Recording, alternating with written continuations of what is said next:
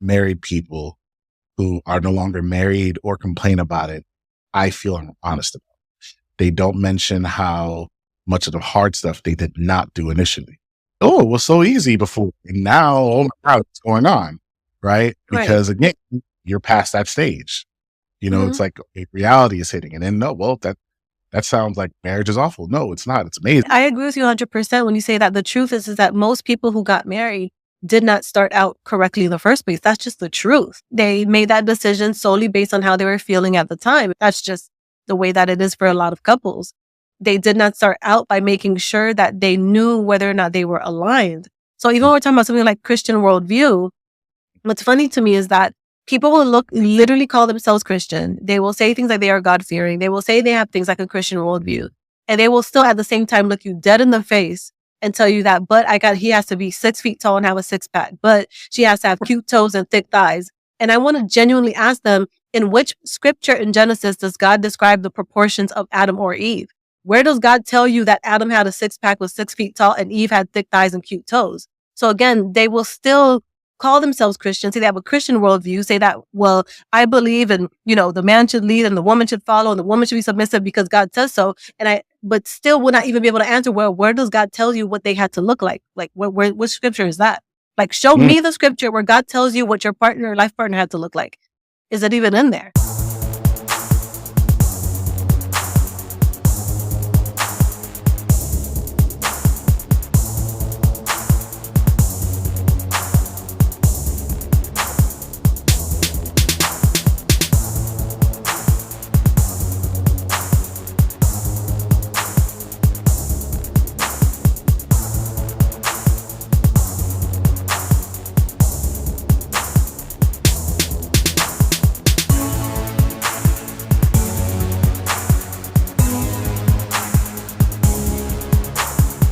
A lot of the complaints that men have, publicly speaking, like in terms of the public narrative of the problems of dating and relationships and marriage, a lot of the complaints that men have, I don't think they recognize how much control they actually have over changing that.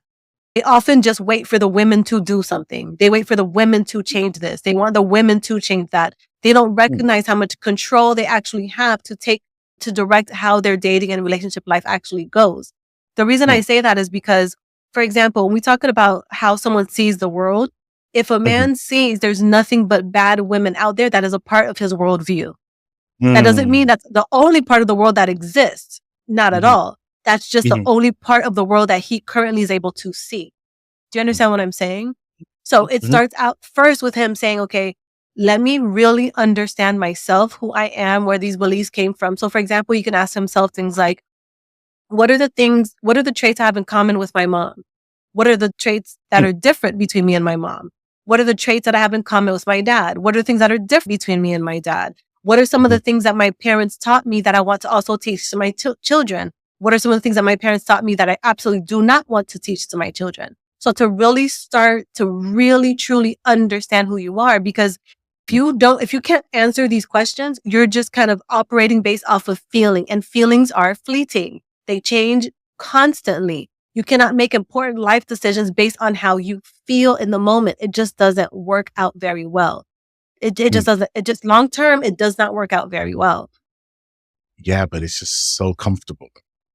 It's easy. It's easier. It doesn't require that much work. You just, okay, it shouldn't be that hard. So the question is, it's either you do the easy thing now and have a harder time later, or you do the harder thing now and have an easier time later. We all have to make that decision. It's up to you. This is what I was saying when I said men have more control than they actually, when it comes to their dating and relationships, and they actually think that they have. Because what's really happening is they're creating a frustration because they can't bend the world to their will when it comes to dating and relationships, versus just really trying to focus on what is it that they actually have control over. What you actually have control over is, one, having a good self-inventory of who you are. What are the things about yourself that you love? What are things about yourself that need to change? Being crystal clear as to what those things are. Do you understand what I'm saying? And then going out there and looking for a life partner that aligns with who you are. I'm not saying you shouldn't be attracted to your partner. That's not what I'm saying at all. What I'm saying is, if you think that that's one of the primary things that you need, you clearly have not been paying attention, because for decades, people have been choosing who they're going to date and be in a relationship with and marry based on what they look like. And yet we still have most relationships still fail. Clearly, that is not the answer. That's what I'm saying. If that was the answer, we wouldn't be in the situation that we're in right now. That is my point. Now, people want to find each other, right? Okay, where do they find each other? Is it online dating? Is it matchmaker services? Is it social events? Is it through mutual friends, right? In terms of like the possibility of finding, if you're dating with intention, of finding an ideal match, where would be the ideal place to look and where to start versus like if you had to rank them, right? Like where is the ideal place to find these people? And then also, should people try to maximize the benefits of using technology in terms of getting them what they're looking for relationship wise? I don't think there's a perfect place. I think they all can work. The only thing that I will say is that if you are using dating apps, that you're just very strategic about it. And what I mean by that is before you get on that dating app, you know exactly why you're on there. There are too many people in this world for you to just leave it up to when it happens, it happens. There's just too many people you could actually date. It's ridiculous. When it comes down to it, choosing someone you're going to spend your life with comes down to commitment, not whether or not they are the one. And there's just one person in the world that you know. It comes down to commitment. I am committed to building a life with this person. That's really what it requires. People just spend too much time focusing on how they are feeling and what will people think and things like that. That really will not impact your life long term in any way, shape, or form. It's just gotten really ridiculous. That's why often when I hear women say things like, when you ask them what are they looking for and they go straight to superficial things, I'm just like, you're not understanding that until you change that mindset, you're not going to have the relationship you're looking for because superficial things change.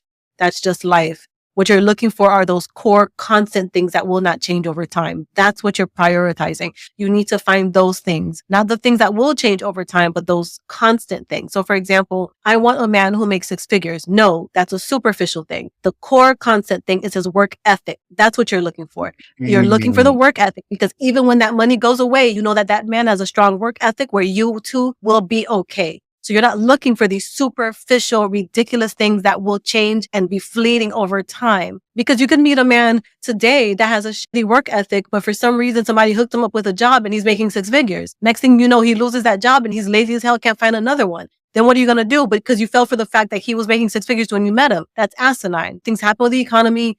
Things happen in life. Companies shut down. All types of things happen. You're not looking for the dollar he's making right now. You're looking for the work ethic if that matters to you. That's what's important. That's what I mean by core constants that do not change over time. That's why you want to look for values because values are very unlikely to change throughout an entire lifetime. They tend to be stable. Whatever someone's values are stable and central to who they are. The type of music they like might change. They might like different types of food throughout their lifetime, but those core values are highly unlikely to change over time. That's what I mean by core content. So how do you feel about, because typically the men are supposed to do the dancing and impressing in the beginning, right? So can I say something about that real quick? Go ahead. I think that I understand what you mean when you say the men are supposed to do the dancing, but I think a lot of men misunderstand that. They think that their job is to impress the woman. That's not his job. His job is to find a woman who is already impressed by who he is, not try and do things to impress her. No, I need to find a woman that is already impressed by who I am. Do you understand what I'm saying? Trying to impress a woman means I will do whatever she likes. I will do whatever women like. I will do whatever impresses women. No, it's about finding a woman who is impressed by you as you naturally are. That's what your dance really is.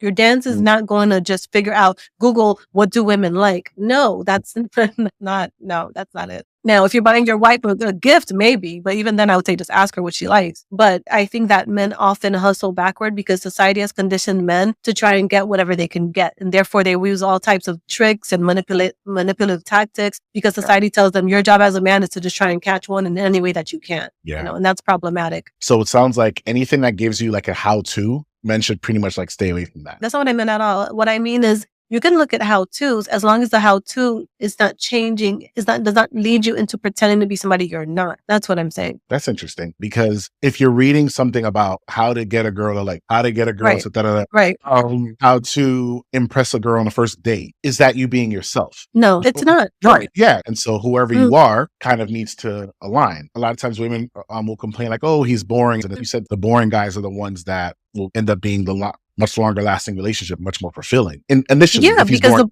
because the boring guy is much less likely to have manipulated you. That's mm, really what my reason is. People don't use being a boring person to manipulate other people to getting what they want. That's really what I mean by it. The person who is highly impressive when you first meet them is much more likely to be a manipulative person than the person that you're kind of like, I don't know, he was kind of there, he was kind of boring, he didn't talk well. You know what I mean? Like that person is it's unlikely that person is trying to manipulate you and pretend to be somebody that they're not just to get you to yeah, like them. That's yeah. what I mean by it. Do you think there are things that men and women can do which can come across desperate or trying too hard? And what are those things, if you do believe Yeah, that exists? of course. For men, I would say often leading with money is trying too hard because you're using something external to yourself to try and get a woman. So that's definitely trying too hard. Seems that's Um, what it just seems that's what the world says. Like, women say, oh, you have to have money to this. If you don't have, yeah, like, you know what I mean? Like, it's of typically what course. you That's what hear. the world, yeah, that is 100% what the world says. And the world has also created our divorce rate. So, I mean, it's like whatever.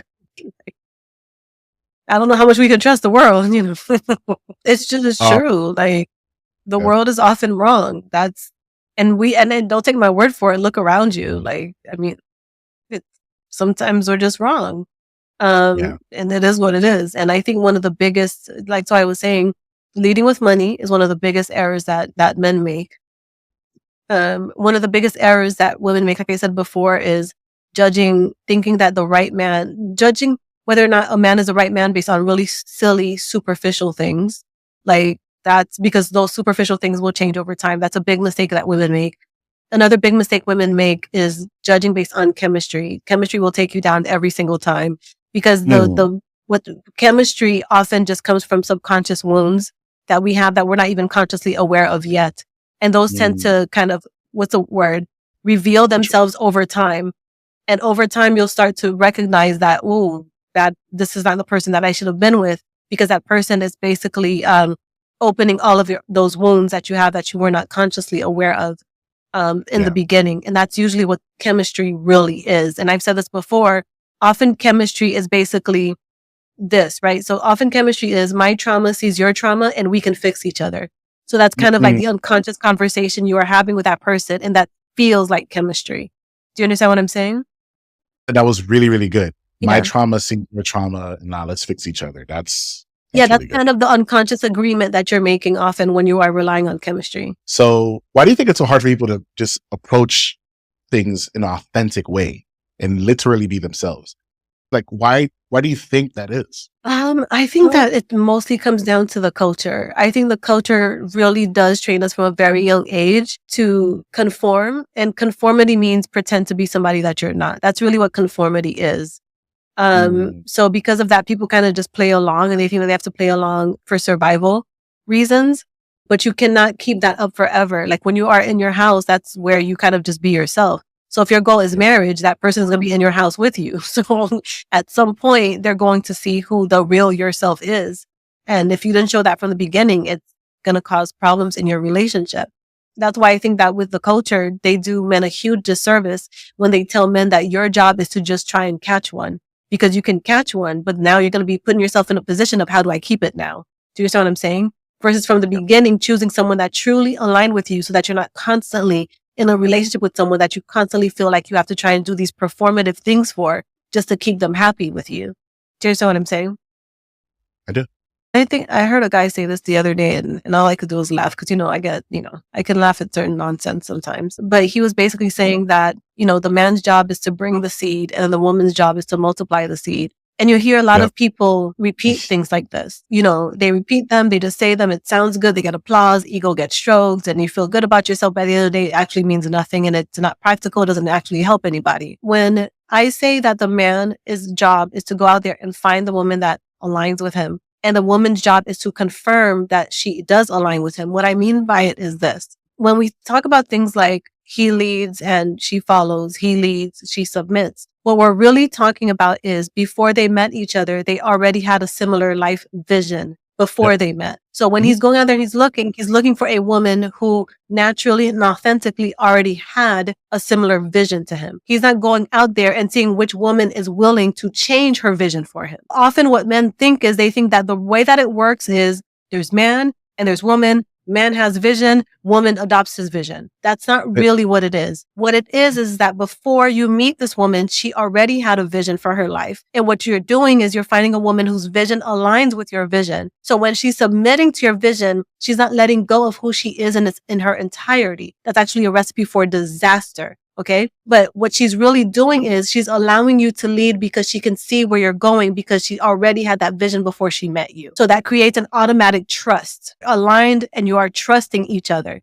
Do you understand what I'm saying? Yeah. Or I'm thinking it could also be where she may have not had his idea in mind in terms of where to go, but it's such a good idea that she's willing to see where this goes and is willing to follow that lead, per se.